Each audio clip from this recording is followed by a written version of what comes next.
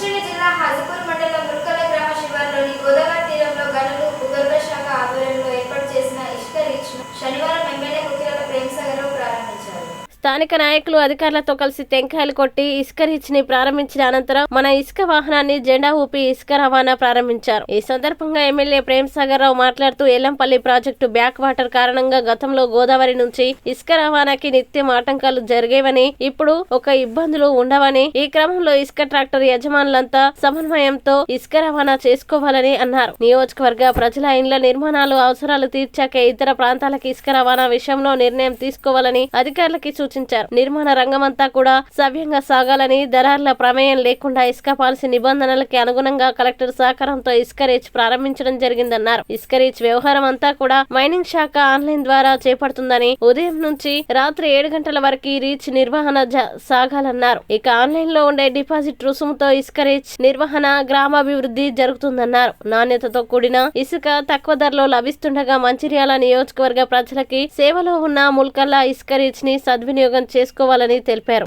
దాదాపు ఒక 3 నెలల ఇబ్బంది అయితే అవుతుంది సార్. చివరిగా ఏడీ గారు, ఆర్డీఓ గారు, ఎంఆర్ఓ గారు మొత్తం అందరు సహకరించి, పంచాయతీ డిపిఓ గారు అందరు సహకరించి, గ్రామస్తులు అందరు సహకరించనే ఈ కార్యక్రమం అయిపోయింది.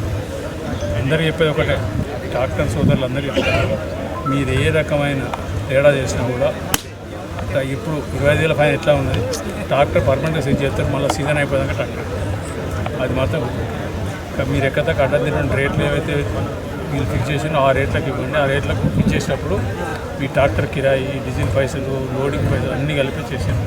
మీకు డబ్బులు మీరు పని చేసుకొని మీరు బతకండి, కానీ మీతో కథం పట్టించుకోవడం మొత్తం చేయండి. ఏవైతే రేట్లు ఫిక్స్ చేసినా ఆ రేట్లకు ఎవరన్నా కస్టమర్ రేట్ నాకు కంప్లైంట్ చేసాను అనుకో సార్, మాకు 100 ఎక్కువ ఇచ్చినా 500 ఎక్కువ ఇచ్చినప్పుడు మాత్రం ట్రాక్టర్ కథమే చెప్తాను. మీరు బతకాలని చేస్తున్నాం, మీరు బతుకుతో సంతోషం. మీరు బతకడం కోసం బిల్డింగ్ కట్టుకుని వీళ్ళు వాడిని దానికి రాత్రి పగలు చేస్తున్నానికి తర్వాత మాత్రం నేను బదనాలు చేయాలి.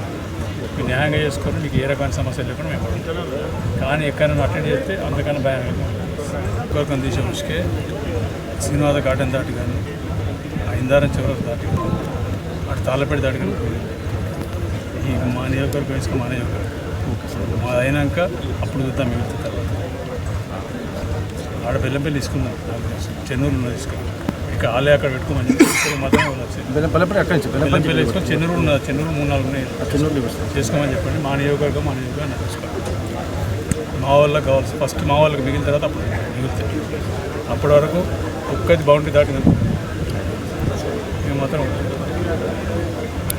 అవసరం గోడ పెట్టుకోవాలి. ఈ శాండ్ ట్యాక్స్ అనేది మనం దాదాపు గత 3 నెలల నుండి ఓపెన్ చేయడానికి ప్రయత్నం చేయడం జరుగుతుంది. ఈ విషయంలో మా ఎమ్మెల్యే సార్ గారు కానీ, కలెక్టర్ గారు కానీ, లోకల్ ఆర్డీఓ గారు, తహసీల్దార్ గారు కానీ, డిపిఓ గారు కానీ అందరి సహకారంతో ఈ శాండ్ ట్యాక్స్ అనేది ఓపెన్ చేయడం జరుగుతుంది. ఈ శాండ్ ట్యాక్స్ ఓపెన్ చేయడం వల్ల మనకి మంచిర్యాల టౌన్తో పాటుగా చుట్టుపక్కల మండలాల్లో కూడా శాండ్ అనేది మన ఈ రీచ్ సప్లై చేయడం జరుగుతుంది. సో ట్రాక్టర్లందరికీ విజ్ఞప్తి చేసేది ఏంటంటే, మనకు శాండ్ అనేది అవైలబుల్ ఇక్కడ ఉంది కాబట్టి బయట ఎక్కడ కూడా శాండ్ అనేది మళ్ళీ వేరే విధంగా తీసుకునే అవకాశం లేకుండా మేము చూస్తున్నాము. సో కాబట్టి అందరూ సహకరించాలి. మీరు లీగల్గా మనకు ఎంత అవసరం ఉందో అంత శాండ్ అనేది రీచ్ ఇవ్వడం జరుగుతుంది. సో కాబట్టి మన బయట నుంచి ఎక్కడ కూడా తీసుకునే అవకాశం మీరు చేయకూడదని చూస్తున్నాం, మేము విజ్ఞప్తి చేస్తున్నాం. దీనికి సహకరించే ఎమ్మెల్యే గారు కానీ, కలెక్టర్ గారు కానీ, రెవెన్యూ సిబ్బంది కానీ కృతజ్ఞతలు చెప్తారు.